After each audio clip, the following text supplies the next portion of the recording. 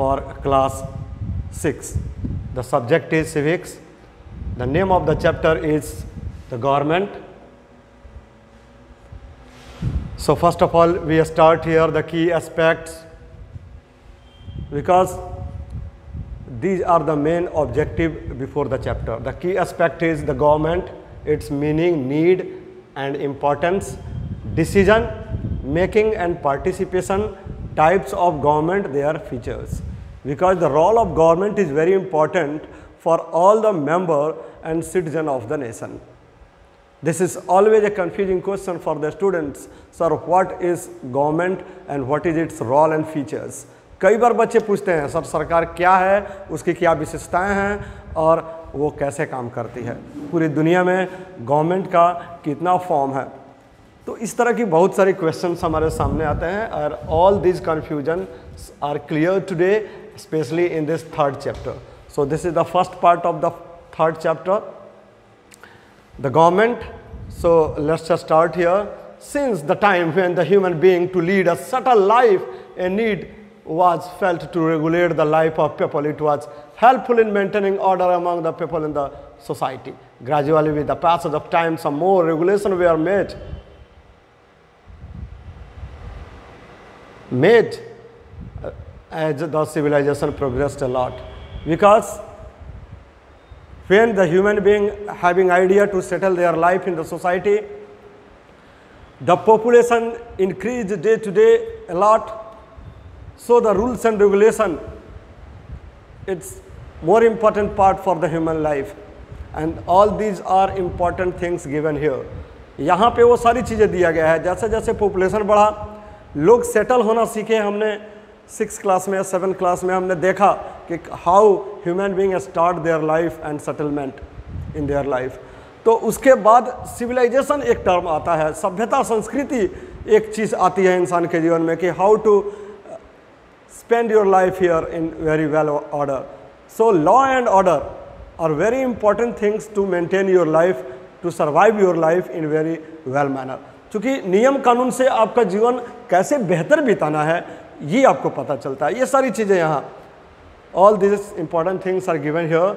Today we have a huge human population with a variety of people having different mindset. क्योंकि अलग अलग लोगों का अलग अलग mindset है. अलग अलग कम्युनिटी के लोगों का अगर आप देखो तो अलग अलग उनका सोच है. तो ये सारी चीज़ें यहाँ दिया है कि पॉपुलेशन कैसे वैरी कर रहा है और लोगों की जो मेंटलिटी है वो कैसे बदलती जा रही है. To maintain order, provide security and maintain peace in the human society, we have an elected body to representative call government. क्योंकि जैसे जैसे लोगों की आवश्यकताएँ बढ़ रही है, लोगों की सिक्योरिटी का, लोगों के अंदर एक पीस का, एक शांतिमय जीवन व्यवस्थित करने के लिए एक रिप्रेजेंटेटिव की ज़रूरत पड़ती है. And people elect their representative to maintain law and order and peace in the society, and this representative is called government. और इसी को सरकार कहा जाता है. जो हमारे देश के सारे नागरिक मिलके अपने एक प्रतिनिधि को चुनते हैं जो पूरे सरकार को चलाता है. Specially I am talking here about the democratic nation. So the government take care the needs of people in various ways and means. Let's study about the government in this chapter. तो सरकार क्या करता है, government क्या करता है, अलग अलग मैनर में लोगों के अंदर एक भाईचारा, एक ब्रदरहुड, सिक्योरिटी, एक सुरक्षा, पीस, शांति, बहुत सारे टू मेंटेन लॉज, नियम को पालन करना, बहुत सारी चीज़ें देता है. और आइए now we let's study about the government in this chapter. खास करके इस चैप्टर में हम लोग गवर्नमेंट के बारे में ही पढ़ेंगे. So the important topic here is what is a government. क्योंकि आपके दिमाग में ये क्वेश्चन आएगा कि सर आप बताओ कि सरकार क्या है, what is a government. So this is given here, A government is an important element of the state because India is the union of states. Now 28 states and India, our own country, is the combination. And our country, India, is the combination of 28 states and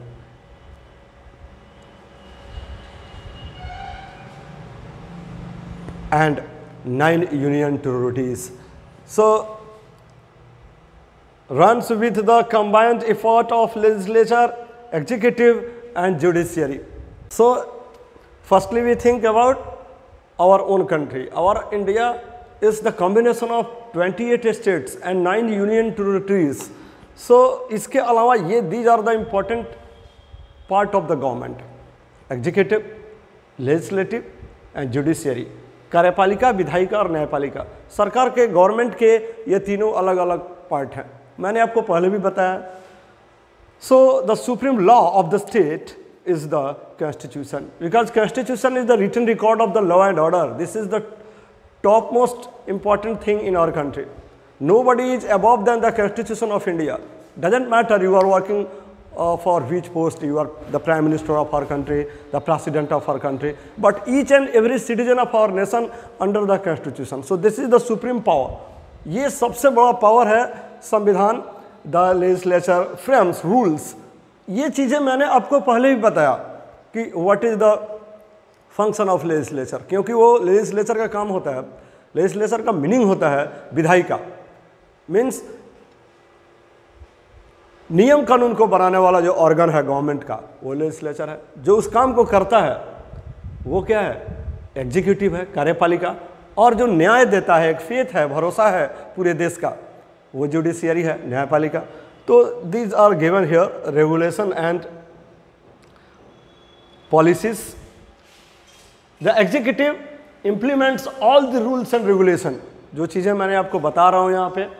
While the judiciary administers justice according to the rules enacted by the legislature and sometimes declare a certain rule of unconstitutional or hold the authority of the quorum of act of the executive. क्योंकि कई बार क्या होता है कि लोग executive की बातें नहीं मानते हैं, या जो लॉ बनाया गया, लेजिस्लेटिव ने एक जो कानून बना के दिया सोसाइटी में मेंटेन करने के लिए, लोगों ने उसको नहीं किया तो उस पर FIR हो गया या वो मामला आगे बढ़ गया, कोर्ट कचहरी में चला गया. तो जुडिशियरी का काम क्या है? उसको देखना कि क्या न्याय होना चाहिए ऐसे लोगों के लिए. तो all these are the important part of the government. First is executive, second is legislative and third is the judiciary. So these are the part of the government. The key question is here, write any two function of the government. There are many function of the government today in our society and you can easily find the answer of this question. The second topic is here, need for a government. आपके mind में question आएगा, sir बताओ आखिर government की आवश्यकता क्यों है? क्या हम अपने से ही लाइफ को मेंटेन नहीं कर सकते हैं? We are literate person, we have many ideas, there are many concept already we have. So क्या हम लोग को गवर्नमेंट की आवश्यकता है? बिल्कुल है. तो कैसे है? तो this is given here. Every nation need some governing bodies which could take decision and keep the administration moving. क्योंकि प्रशासन को चलाने के लिए या सोसाइटी को मेंटेन करने के लिए पूरे दुनिया के जितने देश हैं उनको गवर्नमेंट की आवश्यकता होती है, ज़रूरत होती है. भले उसका फॉर्म अलग है, जो आगे पढ़ना भी है इसी चैप्टर में कि how many form of government today in the world. तो डिफरेंट टाइप का है, जो आगे पढ़ना भी है. तो ज़रूरत पड़ता है. In modern time the function of the government have assumed a much wider scope. The broad function of the government are, मतलब ऐसे तो बहुत सारे काम है गवर्नमेंट का, लेकिन उसमें जो ब्रॉड फंक्शन है उसके बारे में some of the important points are given here. First point is to enact and enforce rules and regulation. Because अगर गवर्नमेंट उसको फोर्स नहीं कर रहा सोसाइटी में तो लोग उसको फॉलो नहीं कर पाएंगे, और जब लोग फॉलो नहीं कर पाएंगे तो रूल्स का मतलब नहीं रहा, गवर्नमेंट का कोई मतलब नहीं रहा. There is no meaning of government in the society. Second point is to maintain the law and order in the nation. क्योंकि राष्ट्र में अगर सारे लोग उसको मेंटेन कर रहे हैं, एक होता है कि लॉ बना दिया गया, एक होता है कि उसको लोग फॉलो कर रहे हैं अपने लाइफ में, तो दोनों थोड़ा डिफरेंट पार्ट है लाइफ का. तो ये भी होना चाहिए to protect the life and property of the people. ये भी होना चाहिए कि आप जो प्रॉपर्टी है उसको आप कहीं ना कहीं बचा के रख रहे हैं, और क्या कर रहे हैं? लोगों को बचाने की कोशिश कर रहे हैं. क्योंकि हमारे इंडिया में क्या है, आप पढ़ोगे द प्रीएम्बल पढ़ोगे, the preamble is the base of the constitution of India. तो वहाँ पे अगर आप पढ़ते हो तो आपको लगेगा कि we the people of India, starting है कॉन्स्टिट्यूशन का, हम भारत के लोग, यानी कि the main power in the hand of the people in our country. तो ये this is very important point. to provide adequate electricity and water to the people, because electricity and water today, this is the important need for the human being. So this is important resource, and who provide this type of facility for the people? Government. The next point is to run postal, roadways, airways and railways services. मतलब इन सारी चीज़ों को भी, postal facilities को, roadways, Airways, मैंने आपको पहले भी बताया कि ट्रांसपोर्टेशन का कई वे होता है, इंडिया में भी, वर्ल्ड में भी। रोडवेज हो गया, रेलवेज हो गया। अगर आप देखो तो इंडिया में रेलवे के द्वारा सबसे ज़्यादा आज के डेट में सामान की ढुलाई हो रही है। तो आप देखो Airways, the fastest means of transportation today in the world. अगर दुनिया में आज के डेट में देखो तो सबसे तेज़ अगर परिवहन की कोई फैसिलिटी है तो एयरवेज है। टू कंट्रोल मार्केट प्राइसेस, ताकि उसका इफेक्ट मतलब जो लो लेवल के लोग हैं, the people who is belongs to the below poverty level, गरीबी रेखा के नीचे हैं, उनके जीवन पे कोई खासा प्रभाव नहीं पड़े। To remove poverty, unemployment, inequality and discrimination, ये भी एक बहुत बड़ा पार्ट है कि आप गरीबी को कैसे दूर कर रहे हो, बेरोजगारी कैसे दूर कर रहे हो, इनइक्वालिटी, असमानता कैसे दूर कर रहे हो, या डिस्क्रिमिनेशन, भेदभाव सोसाइटी में, आप इन सारी चीज़ों को कैसे ख़त्म कर रहे हो। तो this is the important facilities provided by the government in our country. The next point is to provide a necessary infrastructure like the roads, schools, hospitals, dams, etc. आप देखो जैसे जैसे पॉपुलेशन बढ़ रहा है, लोगों की नीड्स बढ़ती जा रही है। उस नीड्स को मेंटेन करने के लिए for the educational needs, schools, colleges are important for everyone. आप रोड्स देखो for the means of transportation, hospitals देखो for the development of the health care facilities, आप डैम्स देखो for generate the hydro electricity. तो अलग अलग state में आप जाते हो तो अलग अलग स्टेट में हाइड्रो इलेक्ट्रिसिटी को जनरेट करने के लिए आप जाओ भाखड़ा नंगलबंद, सतलज रिवर पे, आप जाओ हीराकुंड डैम महानदी पे। तो ऐसे बहुत सारा डैम्स हैं जो गवर्नमेंट प्रोवाइड करा रहा है पब्लिक के लिए, to maintain good friendly and peaceful relation with neighbouring countries, because if your relation to the neighbouring countries very well, so easily we can continue your business one country to the another country. तो ये भी government सोचता है कि कहीं ना कहीं हमारा पड़ोसी देश से एक बेस्ट रिलेशनशिप हो, जो यहाँ पे दिखा रहा है। To provide relief and aid to the people in the case of famine, drought, earthquake, cyclone and other natural calamities, to the basic facility provide the government for common people are called. मतलब natural जो phenomenon हैं या society में और भी बहुत सारे problems आते हैं, उन सारी चीज़ों को गवर्नमेंट का काम है कि ऐसी सारी चीज़ों से पब्लिक को बचा के रखे। तो यहाँ पे कुछ एग्जांपल्स आपके सामने है। Before making any policy the government organise debate in the legislature, the views of majority representative become the collective decision and in the accepted by all. क्योंकि होता क्या है कि हमारे, I am talking here about our own country India, अगर government की बात किया जाए अपने देश के लिए तो यहाँ डेमोक्रेटिक फॉर्म ऑफ गवर्नमेंट है। तो डेमोक्रेटिक फॉर्म ऑफ गवर्नमेंट में क्या होता है कि मेजॉरिटी का शासन चलता है, मतलब बहुसंख्यक का। If the maximum population in a particular area and constituency support and given maximum vote for a particular representative, तो वो गवर्नमेंट बनाता है और वो रूल करता है हमारे ऊपर। तो ये एक इम्पॉर्टेंट चीज़ है। आप देख सकते हो यहाँ कैसे फैसिलिटीज़ के बारे में कहा, building roads, provide relief, provide transport facilities. तो इस तरह की बहुत सारी चीज़ें आपके सामने है। आप देखो civic immunities, they include water supply, roads, bridges, railways, roadways, etc। ये सारी चीज़ें भी गवर्नमेंट का एक इम्पॉर्टेंट पार्ट है, ये गवर्नमेंट करता ही करता है। तो सिंपली हम लोग क्या सोचते हैं कि government means an organisation who only administered everywhere in our nation. लेकिन जब आप पॉइंट वाइज पढ़ रहे हो कि गवर्नमेंट क्या क्या करता है, ये तो बहुत छोटी चीज़ें हैं, आपको 6th क्लास के लेवल में बताया जा रहा है। अभी तो बहुत सारा काम है गवर्नमेंट का जिसको आप अकॉर्डिंग टू क्लासेस आपको नॉलेज इसके बारे में मिलेगा, मैं भी बताऊंगा। So the next important point is here in this chapter government, decision making and participation. क्योंकि लाइफ में चाहे गवर्नमेंट के लिए हो या इंडिविजुअल आपके लाइफ में हो, डिसीजन मेकिंग एक बहुत बड़ा इंपॉर्टेंट चीज़ है। तो कौन डिसीजन तक कर रहा है? Framing law is the main function of the government. सरकार का सबसे मेन काम क्या है?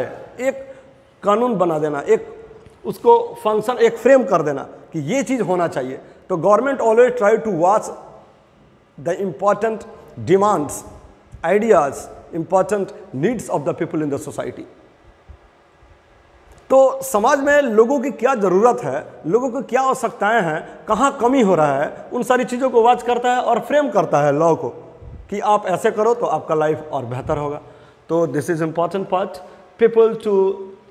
People in democratic countries like India, बता रहा है कि हमारा कंट्री एक इंडिया डेमोक्रेटिक है, लोकतांत्रिक देश है। ऐसे देशों में क्या होता है? To participate in making law through their elected representative.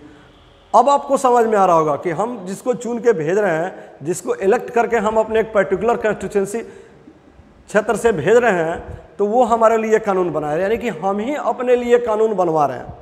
तब आपको समझ में आ रहा होगा कि जो अब्राहम लिंकन 1860 में अमेरिका का प्रेसिडेंट बना था, उसने सही कहा था कि democracy means the rules for the people, by the people end of the people.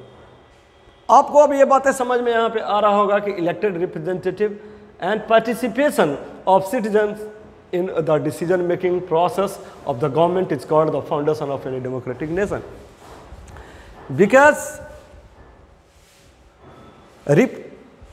Why the need of representative is important, क्योंकि पॉपुलेशन इतना ज़्यादा है कि सारे इंडिया के लोग एक जगह बैठ के कोई डिसीजन नहीं ले सकते। तो एक इलेक्शन कमीशन बनाया गया, एक प्रोसेस बनाया गया कि हम एक किसी कंस्टिट्यूंसी से अपना एक रिप्रेजेंटेटिव चुनकर भेजेंगे और वो हमारे लिए काम करेगा लोकसभा में बैठ के, तो या विधानसभा में बैठ के स्टेट लेवल पे। तो ये this is the form of the government. Participation of people in is a very important factor for the smooth running of democratic government. आप सोचोगे कि कैसे काम कर रहा है, पब्लिक कैसे काम कर रहा है? गवर्नमेंट के लिए बिल्कुल काम कर रहा है, क्योंकि पब्लिक ही अपने रिप्रेजेंटेटिव को इलेक्ट करके चुन के भेज रहा है, आगे भेज रहा है, और वो पब्लिक का ही एक बॉडी वहाँ पे काम कर रहा है सारे पब्लिक के लिए। तो एक तरह से देखा जाए तो द पार्टिसिपेशन ऑफ पीपल एक तरह से डायरेक्टली भाग ले रहा है, अगर देखा जाए तो इनडायरेक्टली हम लोग उसको भेज रहे हैं, लेकिन काम कर रहा है हमारे लिए, तो आप उसको डायरेक्टली कहो। तो ये एक इम्पॉर्टेंट चीज़ आपको समझ में आया। उसके बाद क्या? Various level of government. चूंकि आपके माइंड में एक क्वेश्चन आएगा कि सर आप बताओ कि क्या दुनिया में सारे कंट्री डेमोक्रेटिक ही हैं, या the form of government are different in different countries nowadays? Yes, the form of government not everywhere similar, and ये सारी चीज़ें आपके सामने है। Various level of government, national level, state level, local self government. अब यहाँ पे सिर्फ अभी वर्ल्ड लेवल पे नहीं, अब कंट्री लेवल पे बता रहा है कि अगर आप अपने कंट्री में देख लो तो फिर अलग अलग तरह का गवर्नमेंट है। एक गवर्नमेंट है, जैसे आप देख लो बीजेपी का गवर्नमेंट है सेंट्रल लेवल पे, मैं अभी की बात कर रहा हूँ, तो एक वो हो गया। स्टेट लेवल पे आ जाओ तो लोकल पार्टीज का है, कहीं बीजेपी का सपोर्टेड है, कहीं आईएनसी इंडियन नेशनल कांग्रेस का सपोर्टेड है, कहीं तेलुगु देशम पार्टी का गवर्नमेंट है। मतलब लोकल बड़े, एक लोकल सेल्फ गवर्नमेंट होता है, पंचायती राज जिसको आप कह रहे हो। तो एक वो तीसरा पार्ट हो गया गवर्नमेंट का कि गवर्नमेंट सोचता है कि कहीं ना कहीं पंचायत लेवल पे भी लोगों को पावर दिया जाए कि लोग इजीली, इतना बड़ा पॉपुलेशन है देश का, तो लोग उसको मुखिया या सरपंच ऐसे लोग या वार्ड पार्षद लोगों की जो प्रॉब्लम्स है उसको सॉल्व कर पाए। तो लोकल सेल्फ गवर्नमेंट। तो ये सारी चीज़ें, all the important decision concerning the whole country are taken by the central government at the national level. Most of the decision concerning a particular state like Assam, Maharashtra, ETC, ये state level की बात कर रहा है, are taken by the concerned state level. At the state level similarly most of the decision concerning a city, a town और a village a taken. मैंने जो आपको बातें बताया कि आपके दिमाग में आएगा कि सर नेशनल लेवल का मतलब क्या, यानी कि पूरे देश स्तर पे जो पार्टी काम कर रही है, जो स्टेट लेवल पे काम कर रही है, एक जो किसी सिटी या टाउन या गांव लेवल पे काम कर रही है, एक वो गवर्नमेंट है। जैसे आप टाउन में जाओ, मेयर होते हैं, तो या जो नगर पालिका होता है, म्यूनिसिपैलिटीज, उसका हेड बना दिया जाता है, तो ये लोकल सेल्फ गवर्नमेंट के अंदर आते हैं। In this way the government work in coordination among themself. All these governments draw their power and function for the from the constitution. They work to their definite spheres of influence to avoid and class or confusion. The central government wields most of the powers required to run such the vast country like India. क्योंकि जो हमारा central government है, केंद्र सरकार है,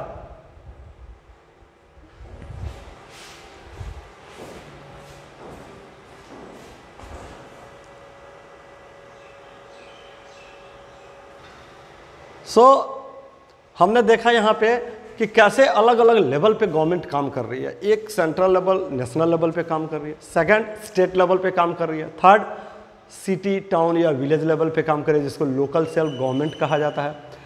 तो now the new topic is here different forms of government.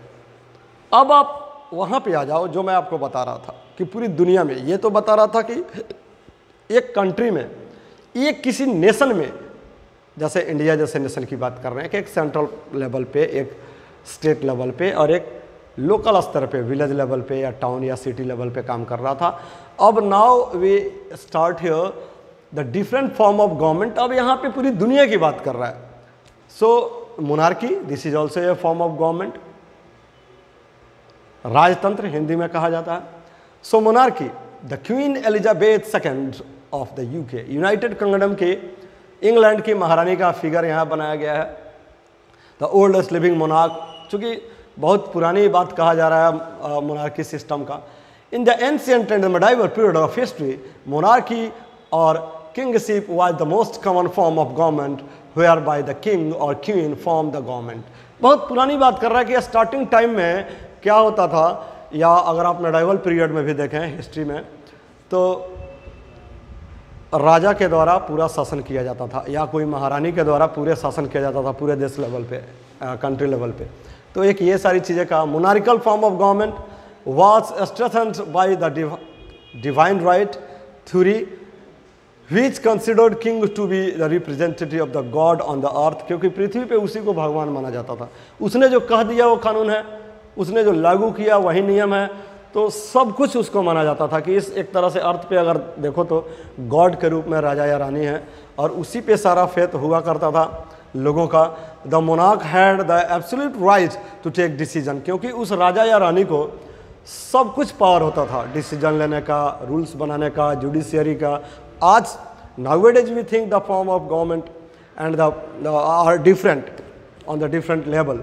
Executive, उसका अगर पार्ट देखें तो अलग अलग है, एग्जीक्यूटिव, लेजिस्लेटिव, जुडिशियरी, बट ये सारे राइट्स पहले किसको था? किंग को था, एम्परर को था, या जो क्वीन थी उसको था। His words was considered a law, it was a hereditary form of the government in which the king और queen inherited the throne from their father और मदर। मतलब राजतंत्र में क्या होता था कि हेरिडिटरी फॉर्म ऑफ गवर्नमेंट, एक अनुवांशिक या खानदानी रूप से लोग राजा नेक्स्ट, जैसे son of the king is the next king, otherwise the daughter of the king और queen is the next king और क्वीन। तो this is called genetic process, कि जो उनके माँ बाप जो राजा या रानी हैं उनके ही बच्चे फिर अगला एम्परर बनेंगे। तो this is called the form of government, the ancient form of government, monarchy system. Next हम देखेंगे, ये सेकंड वीडियो में थोड़ा सा इसमें बचा हुआ है, उसको बता देते हैं। उसके पहले डिक्टेटरशिप, एक ये भी है, इसको मैं ऐड कर देता हूँ उसमें। डिक्टेटरशिप एक नौकरशाह की तरह की, आप कैसे जैसे एग्जाम्पल में दिखा रहा है, it is a form of government, ये एक सरकार का रूप है इन विच all the authority and power enjoyed by one person who does not owe any responsibility towards the people. लोगों के प्रति कोई उसकी मतलब एक आदमी को ही ऑल इन ऑल मान लिया गया, वो जो कह रहा है वही मानना है, जो उसने कहा वो मानना ही मानना है, लोगों के प्रति उसकी जिम्मेदारी हो या नहीं, लेकिन सारे लोग उसको मानो. People do not have much right, instead they simply follow the dictates of the dictator. जो उसने कहा लोगों के पास कोई पावर नहीं होता था. People having no power and rights, all the power and rights totally in the hand of a single person. तो एडोल्फ हिटलर का यहाँ फिगर दिया है, बनाया है यहाँ पे कि Adolf Hitler Germany was one such dictator. ऐसा ही एक व्यक्ति था, एक ऐसा इंसान था एडोल्फ हिटलर. मीन कैम्प इसका आप पढ़े होंगे, इसकी आत्मकथा है. तो एडोल्फ हिटलर, तो एक इसका एग्जांपल आपने देखा, name such countries in which monarchal form of government exist even today. कह रहा है कि आज के डेट में आप कुछ ऐसे देशों का नाम बताओ जो जहाँ पे राजतंत्र आज भी है, मोनार्की टाइप ऑफ या मोनार्की फॉर्म ऑफ गवर्नमेंट आज भी काम कर रहा है. तो आप सर्च करो उसका एग्जाम्पल.